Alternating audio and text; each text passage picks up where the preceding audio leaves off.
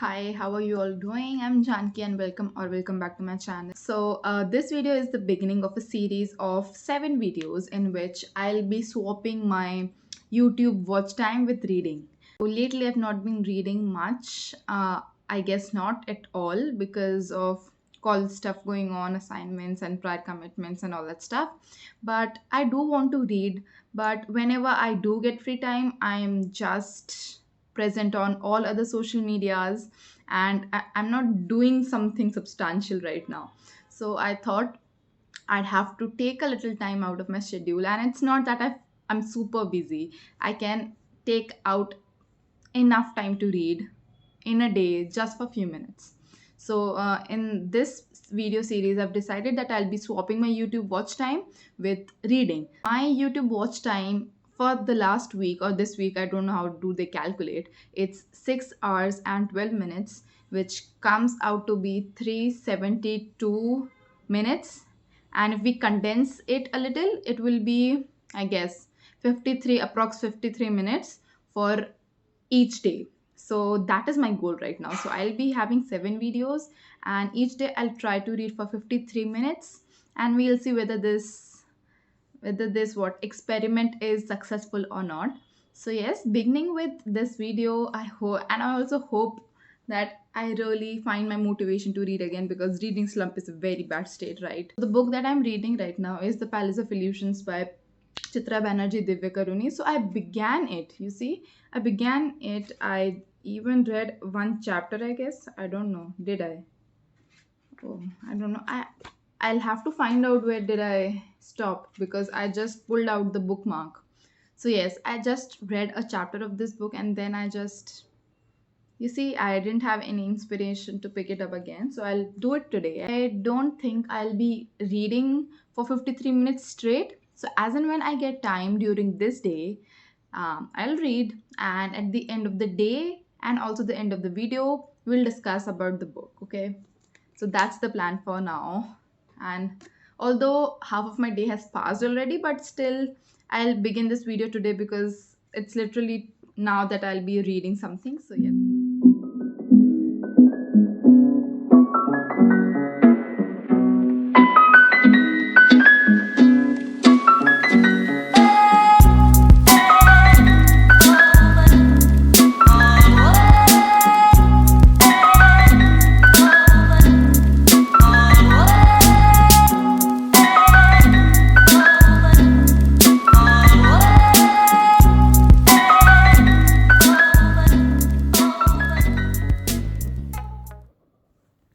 Okay, so I've completed reading 53 minutes for today, and here are my thoughts on Palace of Illusions.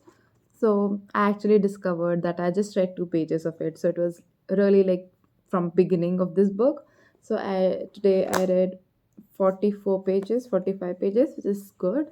I'm proud of it. I think the merit of discussing this book is that there will be like no spoilers at all, especially for Indian viewers, because we this is just a retelling of Mahabharat, right?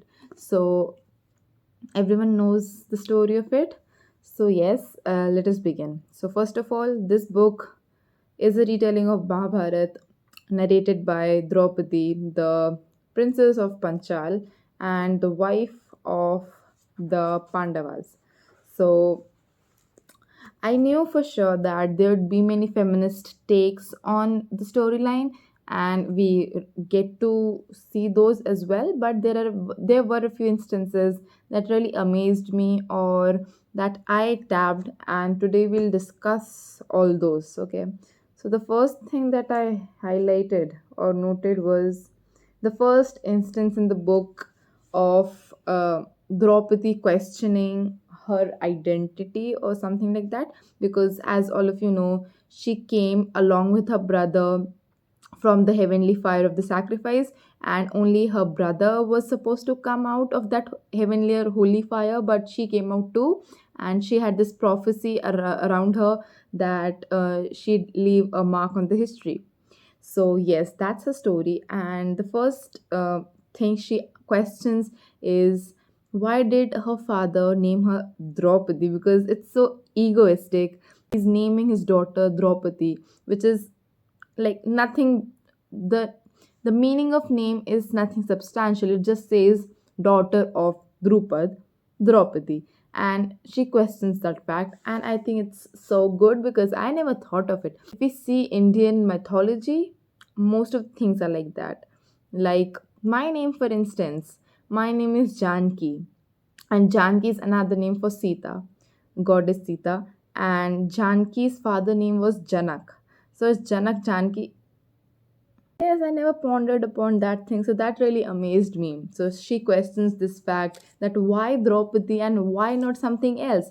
Because her brother's name is Drishtadyumna, which means slayer of enemies, and he is born to fulfill that purpose only. He's born to kill his father's enemies. So makes sense. That was one thing that I noted. Another thing was I don't know if it's correct or not, and I can't even say correct because these are myths, these are Indian epics, and these need to be seen with very critical eyes because nothing can be proved. But since we are in India and most of these epics are considered absolutely true, we'll just take the fact that whatever we know of Mahabharata is true. Okay, so I was reading this line and it came as a shock to me because it reads, perhaps the reason Krishna and I got along so well was because we were both severely dark skinned. And I,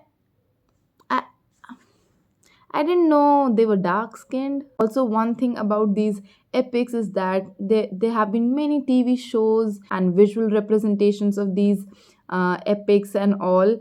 And nowhere there I found this fact that Draupadi was dark skinned.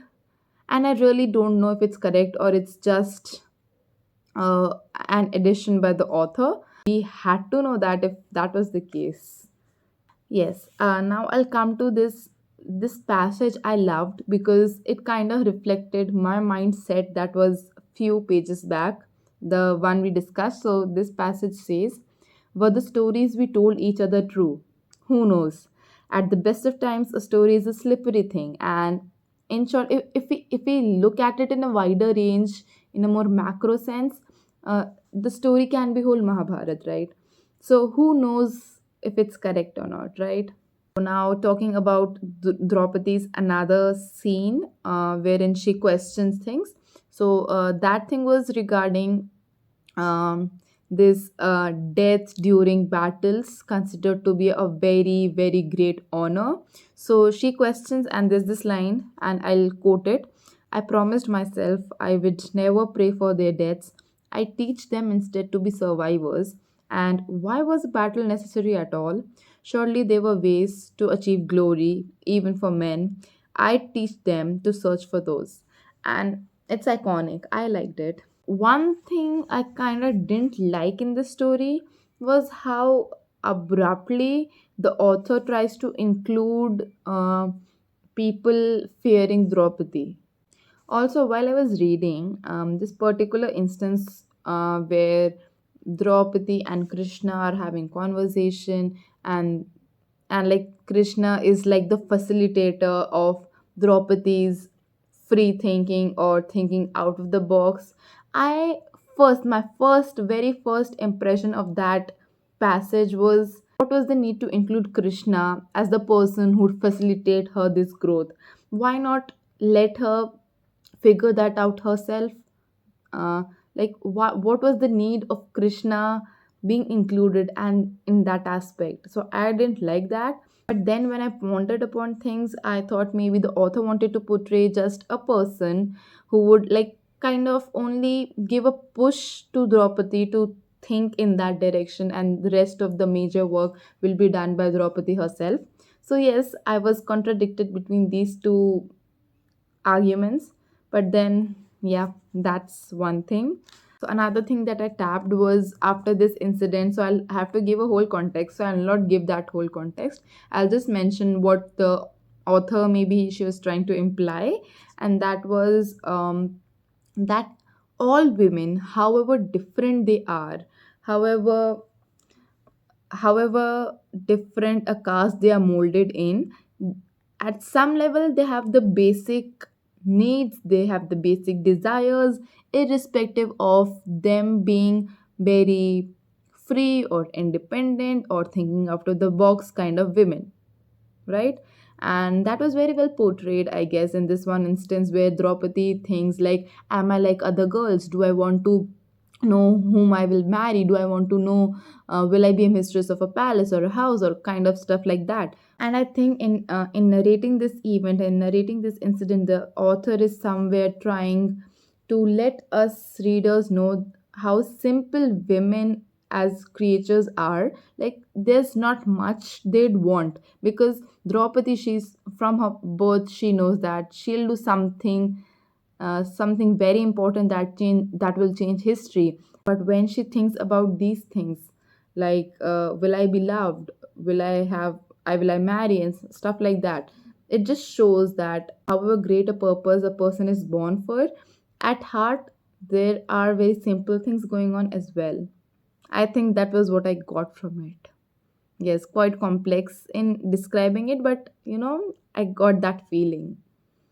I think that's all for today's video.